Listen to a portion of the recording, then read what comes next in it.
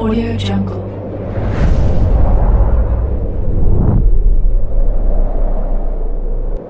Yo, balik lagi bersama Mimin di Manhwa TV.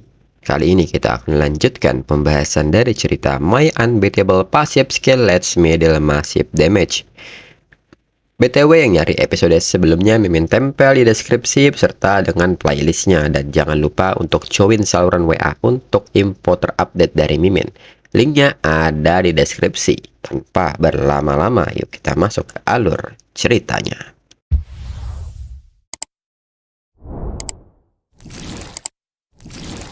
Disclaimer, mohon abaikan hal ini jika kalian sudah mengerti. Ini peringatan mengenai konten di channel ini. Video ini berisi alur cerita yang mempermudah bagi pendengarnya untuk mengetahui isi ceritanya maupun memahami alur ceritanya. Jika ada kesamaan tokoh dan tempat, ini benar-benar tidak disengaja. Dan peringatan bagi pendengar untuk tidak mencontoh atau meniru perkataan maupun perbuatan yang tidak baik yang ada di video ini. Karena cerita ini hanyalah fiktif belaka. Jika mengerti, yuk kita masuk ke ceritanya. Cerita berlanjut. Keinginan Kianmo untuk bergabung dengan Dark Brotherhood menarik perhatian orang-orang yang ada di sekitar. Mereka pun seketika menyadari bahwa yang mendaftar kali ini adalah seorang pagran. Selain itu, mereka juga tidak menyangka bahwa Kianmo bahkan belum sampai ke level 30. Mereka yang melamar semuanya adalah kelas tipe assassin dalam kebangkitan kedua. Bagaimana seorang pagran sepertinya bisa lulus ujian ini? Sedangkan petugas resepsionis pun tidak mempermasalahkan hal ini dan mengatakan kepada Kianmo bahwa biaya pendaftarannya adalah 100 koin emas. Petugas pun meminta Kianmo mengambil token partisipasi ini dan melapor ke ruangan ujian di basement 3. Akan ada seseorang di sana yang menerima Kianmo. Kemudian berpindah ke basement 3, di mana saat ini orang-orang sedang berada di sana untuk mengikuti ujian masuk menjadi Dark Brotherhood. Dan saat ini, seseorang yang telah maju pun dinyatakan gagal. Orang-orang yang berada di sana pun bertanya-tanya apakah wanita itu sedang menstruasi. Temperamennya meledak-ledak. Dia hanya mengobrak-abrik pria itu tanpa alasan. Dia bahkan tidak mengatakan apapun. Dan seseorang menyebut bahwa wanita itu adalah Ahkuan. Dia seorang assassin yang berada di peringkat Cilangka. Mereka dengar Ahkuan hanya selangkah lagi untuk memasuki peringkat Jue. Namun di saat mereka membicarakan Ahkuan nyatanya diam-diam sudah berada di belakang mereka. Ahkuan pun menegur mereka yang berbicara di belakangnya. Dan Ahkuan sendiri tidak melarangnya. Hanya saja Ahkuan menyebut bahwa sebaiknya mereka punya kekuatan yang mendukungnya. Dan segera Ahkuan meminta mereka satu persatu untuk pergi ke sana sekarang mengikuti tesnya. Jika kekuatan tempur mereka melebihi 20.000, dirinya akan berpura-pura tidak mendengar omong kosong yang mereka keluarkan barusan. Jika tidak, mereka akan menerima resikonya.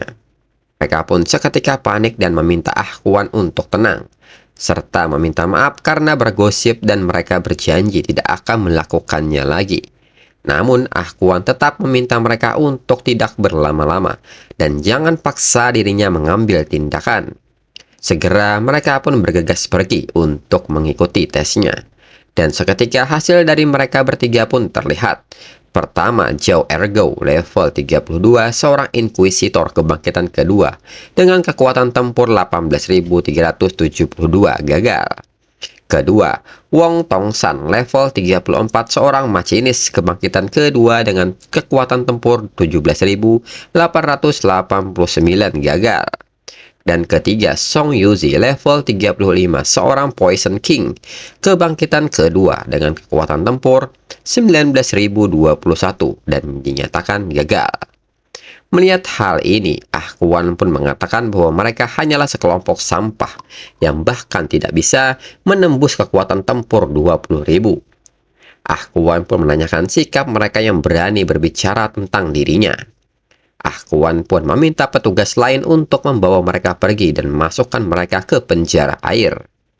Mereka pun seketika diseret pergi oleh petugas, serta memohon ampun kepada Ahkuan. Lalu di saat yang sama Qianmo pun datang. Ah Kuan pun bertanya apakah Qianmo juga ingin bergabung ke dalam Dark Brotherhood. Ah Kuan pun menyadari bahwa Qianmo belum berada pada kebangkitan kedua, dan kelasnya adalah seorang pagran. Ah Kuan pun menasihati Qianmo untuk tidak membuang-buang waktunya. Jika Qianmo berbalik dan pergi sekarang, masih ada kesempatan. Jika tidak, maka Qianmo akan menerima konsekuensinya. Namun Qianmo sendiri tidak peduli akan hal itu dan tidak masalah dengan konsekuensinya. Ah Kuan kembali memberitahu Qianmo bahwa Dark Brotherhood tidak menerima sampah. Bahkan jika Qianmo belum melalui kebangkitan kedua, mereka tidak akan menurunkan kriteria untuk Qianmo. Jika kekuatan tempur Qianmo tidak melebihi 20.000, Qianmo tidak akan memenuhi syarat untuk mengikuti tes. Jika Qianmo tidak memenuhi standar, Qianmo juga akan dibawa ke penjara air. Namun Qianmo tetap tidak memperdulikan teguran itu dan berjalan menuju batu penilaian.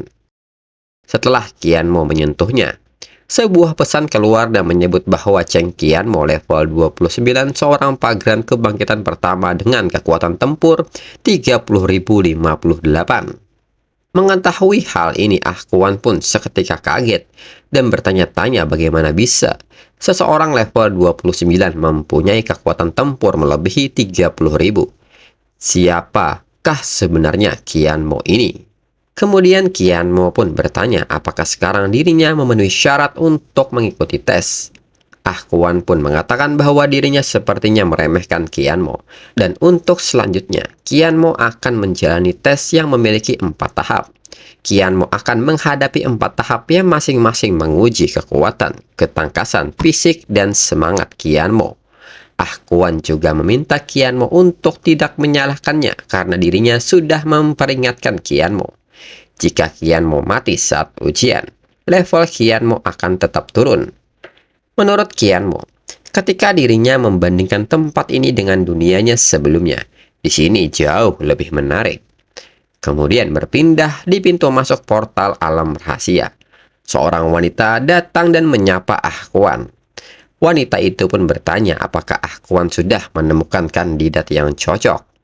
Ah Kuan pun menyebut bahwa dirinya sudah menemukannya, namun dirinya harus melihat hasil tesnya lebih dulu. Berpindah ke situasi Qianmo yang saat ini telah berada di alam rahasia. Qianmo pun bertanya-tanya apakah ini ruang independen di luar dunia rahasia. Ini sangat menarik menurut Qianmo. Lalu sebuah notifikasi menyebut bahwa gelombang laut berikutnya akan tiba dalam 30 detik. Kandidat tes harus bersiap-siap untuk menyerang gelombang dengan kekuatan penuhnya. Penggunaan skill buff dan ramuan dilarang. Menurut Qianmo, ini persis seperti yang dirinya harapkan. 4 tahap menguji 4 atribut utama dari seorang kebangkitan. Dan tahap pertama yaitu tahap kekuatan. Dan ini akan menguji sejauh mana kekuatan miliknya. Dan saat ini, gelombang itu pun mulai nampak di depan Qianmo. Menurut Qianmo, karena metode tambahan dilarang di sini, tes ini jelas dirancang untuk menilai atribut kekuatan dan penguasaan terhadapnya. Qianmo pun merasa ini sangat bagus. Sudah lama dirinya tidak berusaha sekuat tenaga. Dan segera Qianmo mengubah senjatanya menjadi Great Sword. Qianmo pun menyebut bahwa gelombang ini tingginya bisa menyaingi tsunami kecil. Mereka pasti mempunyai ekspektasi yang tinggi terhadap dirinya. Seketika Qianmo mengaktifkan Blood Sword dan seketika mengayunkan pedangnya hingga gelombang serangan ini memecah gelombang tinggi ini menjadi 2 bagian. Setelahnya, notifikasi menyebut bahwa Qianmo menghancurkan gelombang 1000 meter dengan 1 tebasan, serta mengucapkan selamat karena telah melewati tahap kekuatan dengan peringkat A+. Dan kembali, notifikasi mengatakan kepada Qianmo untuk masuk ke gerbang sebelah kiri untuk melanjutkan ke tahap ketangkasan, atau gerbang di sebelah kanan mengarah ke ruang tunggu. Qianmo dapat memulihkan kondisi tubuhnya seperti semula di ruang tunggu. Namun, jika menyelesaikan tahapan secara terus-menerus akan meningkatkan peringkat akhir Qianmo, dan meminta Qianmo untuk segera mengambil keputusan. Dan Qianmo pun meminta izin untuk menyelesaikan 4 tahapan sekaligus. Kemudian di depan gerbang, teman Ah Kuan pun menyebut berdasarkan warnanya, ini adalah peringkat A+. Dia pun bertanya-tanya bagaimana ini mungkin. Dan diketahui teman Ah Kuan ini bernama Feng Ying. Ah Kuan pun bertanya berapa penilaian Feng Yin untuk tahap kekuatan saat mengikuti tes. Feng Yin pun menyebut bahwa nilainya adalah B+. Ah Kuan pun mengatakan bahwa ini sungguh tidak terduga. Assassin andalan cabang kota Guntur mereka hanya mendapat peringkat B+ untuk ujiannya. Feng Ying pun menyebut bahwa dirinya mengikuti tes saat masih berada di level 32. Penantang itu pasti mendekati level 40, atau jika tidak, dia tidak akan bisa mendapatkan peringkat A+. Ah Kuan pun seketika tertawa ketika mendengar Feng Ying menyebut level Qianmo mendekati level 40. Feng Yin pun seketika bertanya mengapa Ah Kuan tertawa. Apakah dirinya mengatakan sesuatu yang salah? Dalam pikiran Ah Kuan, bahkan ketika dirinya mengikuti tes, hanya mendapat nilai amin. Tapi untuk kelas petarung jarak dekat, tahap kekuatan adalah hal yang paling mudah. Mudah-mudahan ini tidak terjadi satu kali, dan Qianmo terus tampil baik. Jika Qianmo berhasil mendapatkan 2 nilai A, maka Qianmo lah orang yang dirinya cari. Berpindah ke situasi Qianmo yang saat ini berada di tahap ketangkasan di Snow Mountain Fake. Kembali notifikasi meminta Qianmo bersiap-siap dalam 30 detik. Pada tanda 40 detik longsor salju akan terjadi. Qianmo harus mencapai kaki gunung secepat mungkin. Dan penggunaan E-frame dan skill efek lambat dilarang. Menurut Qianmo, aturan ini sangat ketat. Pada dasarnya menghilangkan penggunaan jalan pintas apapun. Gunung ini tingginya 1000 meter. Untuk menghindari longsor salju, memerlukan kecepatan dan kehati-hatian yang luar biasa. Seperti yang diharapkan dari tahap ketangkasan. Semuanya terfokus pada satu kata, yaitu kecepatan. Qianmo pun mengatakan bahwa hampir 2/3 puncaknya tertutup salju, yang akan sangat mempengaruhi kecepatan pergerakannya. Namun untungnya atribut agility dirinya tinggi, dan tidak ada batasan dalam menggunakan ramuan untuk tahap ini, jadi tidak akan terlalu sulit. Dan seketika hitung mundur pun dimulai. Saat dimulai, efek ramuan ketangkasan tingkat tinggi pun aktif. Menurut Qianmo, dirinya harus memanfaatkan waktu 10 detik sebelum longsor salju dimulai. Dirinya harus menempuh jarak sejauh mungkin. Lalu saat longsor terjadi, Qianmo segera mengubah senjatanya menjadi tongkat sihir dan mengaktifkan Ice Wall untuk menahan laju longsor salju. Qianmo pun menilai bahwa dinding es hanya dapat bertahan paling lama 2 detik. Dengan ini dirinya perlu meningkatkan kecepatannya. Tidak peduli seberapa cepat longsornya tidak akan lebih cepat dari dirinya yang jatuh bebas. Qianmo pun merasa kecepatannya bertambah. Dirinya tidak akan mampu menahan dampak akhir dengan menggunakan kail. Jika dirinya mengambil tindakan apapun untuk mengurangi kecepatannya, dirinya akan tergencet menjadi peti daging. Selain itu, 100 meter lagi dirinya akan mencapai wilayah tidak tertutup salju. Itu akan menjadi titik krusial untuk menentukan kemenangannya. Lalu Qianmo pun mengubah bentuk senjatanya menjadi tombak dan mengaktifkan skill Axial Vortex. Menurut Qianmo, ini adalah wilayah tanpa salju. Apapun yang dirinya lakukan tidak akan menyebabkan longsoran salju yang kedua. Hingga pada akhirnya, Qianmo pun sampai di kaki gunung. Qianmo pun menekankan dalam hal kecepatan, dirinya belum pernah kalah sebelumnya. Dan notifikasi mengucapkan selamat kepada Qianmo karena telah melewati tahap ketangkasan. Peringkat keseluruhan adalah A+. Mengetahui nilainya, Qianmo sendiri tidak tahu pasti secara spesifik sistem pemeringkatannya. Berdasarkan asumsi standar, hasil terbaik seharusnya tentu saja ada nilai di atas A+. Jika ada, itu akan berlebihan. Kembali ke depan portal, Feng Yin pun bertanya-tanya siapakah Qianmo ini. Dia benar-benar mendapat nilai A+ pada tahap kekuatan dan kelincahan. Berdasarkan warna panggung ini, bahkan tidak ada alasan untuk mengatakan dia mendapatkan nilai A+. Ah Kuan pun menyebut dengan Qianmo mendapatkan peringkat A+ dalam 2 tahap berturut-turut. Qianmo pastilah orang yang dirinya cari-cari. Dengan ini Ah Kuan akan melihat kejutan apa lagi yang akan dirinya dapatkan. Melihat hal ini, Feng Yin merasa bahwa Qianmo dalam masalah. Dia menarik perhatian si gila Ah Kuan. Kemudian Qian Mo kini berada di tahapan fisik di underground lava cave. Dan saat di sini, Qian Mo akan mendapatkan kerusakan lingkungan yang diterapkan satu tumpukan dalam keadaan terbakar. Qian Mo pun merasa konyol. Health point-nya berkurang hanya karena berjalan di tempat ini. Menurut Qian Mo, tahap fisik harus menguji atribut fisiknya. Tapi sayangnya tidak berinvestasi banyak ke dalam health point-nya yang hanya 3.980 sekarang. Dilihat dari ukuran terowongannya, panjangnya sekitar 2.000. Setelah masuk, seseorang kehilangan 100 health point per detik, menambahkan tumpukan yang terbakar. Dirinya bahkan tidak akan bertahan 1 menit pun, bahkan dengan obat mujarab. Qian Mo membutuhkan rencana lain. Dengan ini, Qian Mo berencana mengetesnya lebih dulu. Apakah health point-nya akan turun saat dirinya masuk ke area lava, atau health point dirinya hanya akan drop ketika Qian Mo bersentuhan dengan permukaan lahar. Dan seketika, Qian Mo menggunakan grappling hook untuk menyeberang melewati lava. Menurut Qian Mo, dirinya tidak menyadari dari awal dan langsung melangkah ke permukaan lahar. Makanya health point-nya turun. Tapi kali ini dirinya tidak kehilangan health point apapun saat mengudara. Qian Mo pun pada akhirnya terpikir sebuah ide. Lalu Qian Mo pun seketika meminum sebuah ramuan dan mengaktifkan Aerial State serta Apex Sprint perlengkapan Project Bots. Dengan ini, Qian Mo akan melihat seberapa jauh dirinya bisa melompat dalam kondisi kecepatan puncaknya. Dan kembali Qian Mo mengudara menggunakan grappling hook hingga Qian Mo mendarat kembali. Namun akibat kerusakan lingkungan, satu tumpukan terbakar yang diterapkan menjadi 2 tumpukan. Kondisi terbakar diterapkan saat ini. Qian Mo pun menilai 600 meter dengan satu lompatan bukanlah hal yang buruk.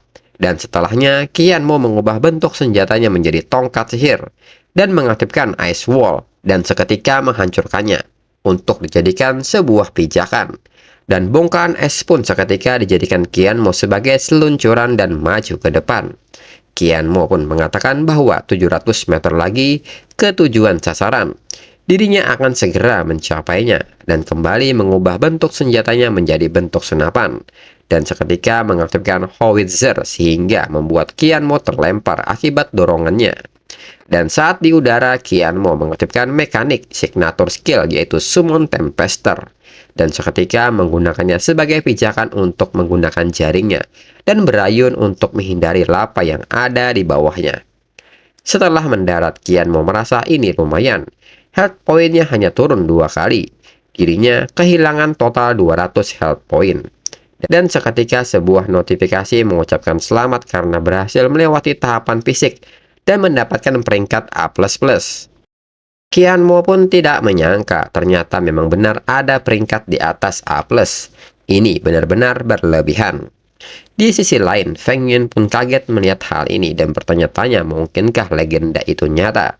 Peringkat A+ bukanlah yang tertinggi. Ini adalah warna merah yang mengerikan. Sungguh tidak pernah terdengar sebelumnya.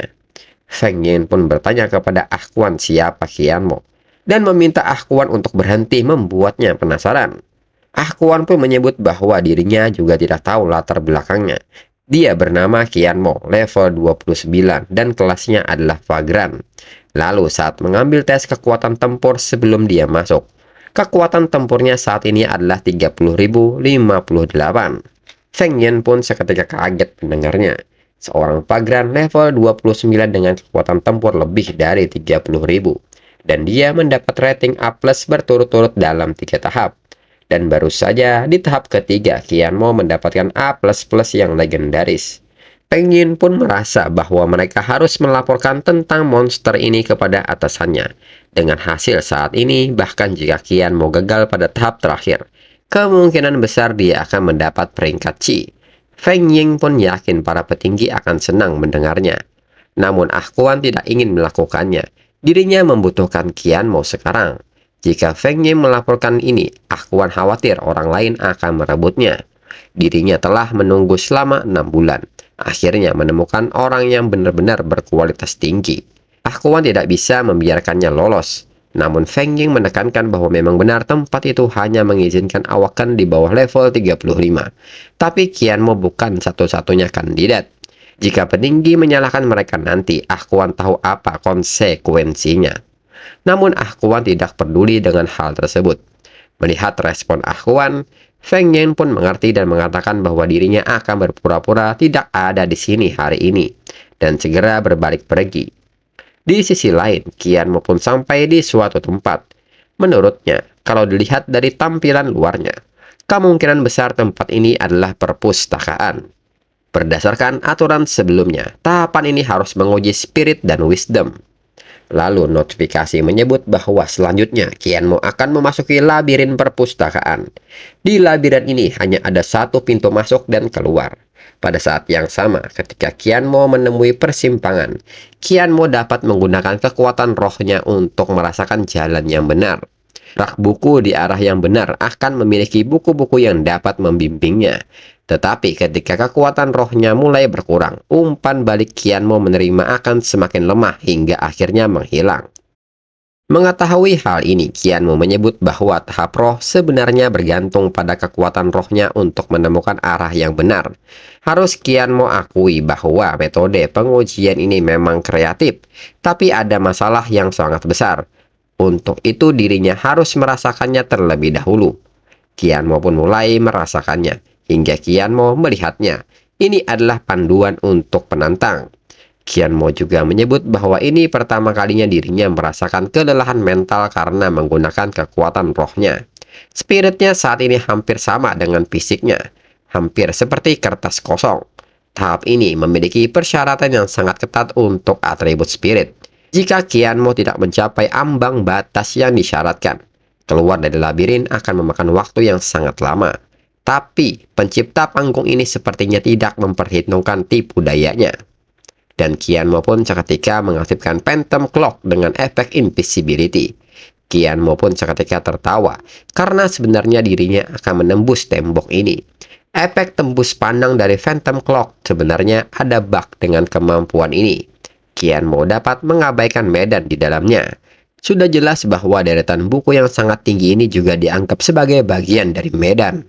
Dan tak berselang lama, sebuah notifikasi kembali mengucapkan selamat kepada Qian Mo karena telah berhasil menyelesaikan tahapan spirit dengan peringkat A++. Dengan ini Qian Mo telah melewati tahap berturut-turut. Qian Mo telah lulus tes masuk ke Dark Brotherhood. Peringkat keseluruhan adalah A+ dan mendapatkan hadiah 800.000 poin pengalaman. Berdasarkan hasil tes Qian Mo adalah orang pertama yang mendapatkan peringkat A++ dalam sejarah Dark Brotherhood dan mendapatkan hadiah tambahan sebesar 800.000 poin pengalaman. Adapun peringkat awal Qian Mo adalah peringkat C. Rentang yang dibutuhkan untuk mencapai peringkat selanjutnya adalah 20.000 akumulasi poin. Dan akibat poin pengalaman yang didapat, Qian Mo akhirnya naik level. Menurut Qian Mo, lulus ujian sebenarnya memberi banyak poin pengalaman. Rintangan terakhirnya untuk mencapai level 30. Dirinya benar-benar berhasil melewatinya dengan mudah. Itu benar-benar kejutan yang tidak terduga. Dan sekarang sebelum menjalani pergantian kelas, hanya ada satu hal yang harus Qian Mo lakukan. Dan itu adalah mendapatkan Yin Yang Holy Shield. Kemudian di saat yang sama, sistem pun kembali mengucapkan selamat kepada Qian Mo karena naik menjadi level 30. Dan karena kelas Qian Mo adalah Vagrant Spellbinder, misi kebangkitan khusus kedua telah diaktifkan. Menyelesaikan alam rahasia tingkat menengah secara solo dengan peringkat SSS. Kemampuan peningkatan Spellbinder dinonaktifkan untuk tes ini. Setelah Qian Mo menyelesaikan misi, Qian Mo akan dipromosikan ke kebangkitan kedua dari Spellbinder kelas menjadi Soulbinder. Qian Mo pun bertanya-tanya apakah seorang Vagrant bisa mendapatkan kenaikan kelas. Di sisi lain, orang-orang pun tidak menyangka bahwa sebenarnya ada peringkat A++ untuk tes masuk. Mereka pikir peringkat A+ lah yang tertinggi. Mereka pun penasaran siapakah orang ini. Dia terlalu kuat. Dan yang membuat mereka terkejut adalah Qian Mo baru level 29 saat mengikuti tes. Dan di saat yang sama, Ah Kuan pun memberitahu pada kandidat yang belum memulai tesnya, akan dikunci semuanya. Orang-orang pun seketika bertanya mengapa mereka dikurung padahal mereka tidak melakukan apa-apa. Mereka pun mencoba melawan untuk hal ini karena mereka di sini untuk mengikuti tes. Namun nyatanya perlawanan mereka sia-sia. Ahkuan pun merasa bahwa Qianmo ini sangat berguna bagi dirinya. Ahkuan pun meminta maaf, tapi dirinya harus menahan mereka semua untuk saat ini. Lalu Ahkuan pun menekankan bahwa tidak seorang pun boleh menyebarkan berita tentang kejadian hari ini. Jika iya, maka jangan salahkan dirinya karena kejam. Selain itu, Ahkuan juga akan membiarkan mereka pergi setelah beberapa saat dan akan mengganti rugi masing-masing dengan 100 koin emas. Kemudian Qianmo pun berjalan keluar dari alam rahasia. Dan Ahkuan pun segera menyambut Qianmo dan mengucapkan selamat karena telah memperoleh peringkat A++. Dan itu pertama kalinya dalam sejarah Dark Brotherhood. Qianmo pun hanya tertawa menanggapinya. Dirinya hanya beruntung.